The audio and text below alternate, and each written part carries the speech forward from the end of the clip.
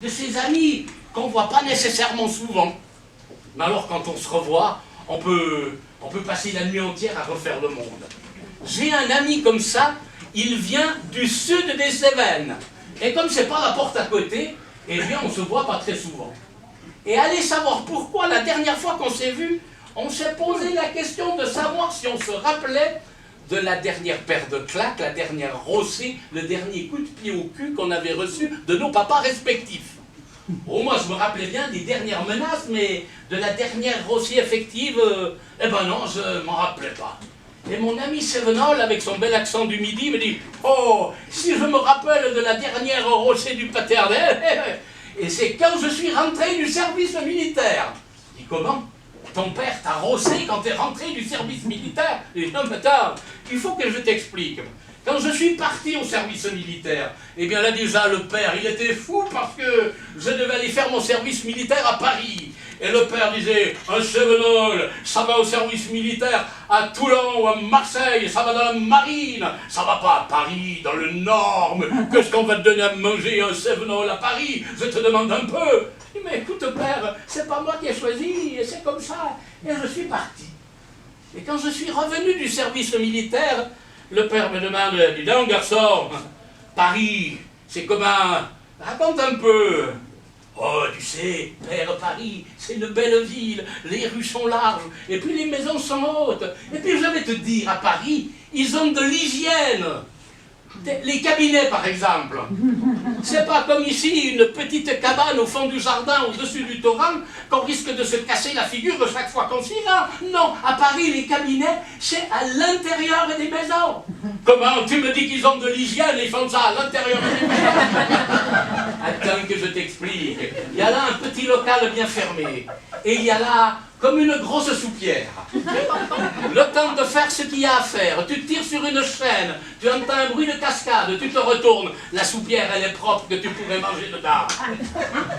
Oh, mon gaillard, je te vois venir avec ton histoire. Tant que moi, je serai là, les cabinets resteront au fond du jardin, au-dessus du torrent, que tu te le tiennes pour dit. Je me suis tenu pour dit, mais peu de temps après, j'étais rentré tard dans la nuit, fait la fête avec les amis, et il avait fait un orage terrible. Les eaux du torrent étaient montées, et la petite cabane des cabinets tremblait sur ses piliers. Je me suis dit, c'est le moment. Je me suis approché, j'ai donné 3 grands coups de pied dans un des piliers des cabinets, et la petite cabane s'est penchée, et hop, elle était emportée par le courant. Le lendemain matin, le paternel, il avait la tête des mauvais jours. Et là, garçon, tu n'aurais pas aidé un peu les cabinets à tomber dans le torrent par hasard? Ah, pourquoi les cabinets? Fais pas le mariole, mon gaillard. Je te demande, est-ce que c'est toi qui as fait tomber les cabinets dans le torrent? Enfin, père, pourquoi j'aurais fait une chose pareille? Parce que tu me parles des cabinets à Paris qui sont comme des soupières qu'on peut manger dedans. Je te méfie. Est-ce que c'est toi? Non, père, c'est pas moi. Écoute bien, mon garçon. Tu te rappelles le fils du voisin, quand il a coupé une branche du poirier avec les fleurs dessus, pour s'en faire un lance-pierre? Le père, qui est pourtant une brute épaisse, le père lui a dit, garçon, si c'est toi qui as coupé la branche du poirier avec les fleurs dessus, si tu me le dis tout de suite, tu n'auras pas de rosée, pas de coup de ceinturon, mais tu le dis maintenant.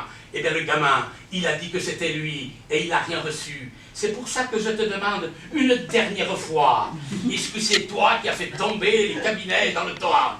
Et là, ben, j'ai répondu, ben oui père, c'est moi. Mais je m'en suis ramassé une, que rien qu'à y penser aujourd'hui, j'en ai encore la tête qui arde.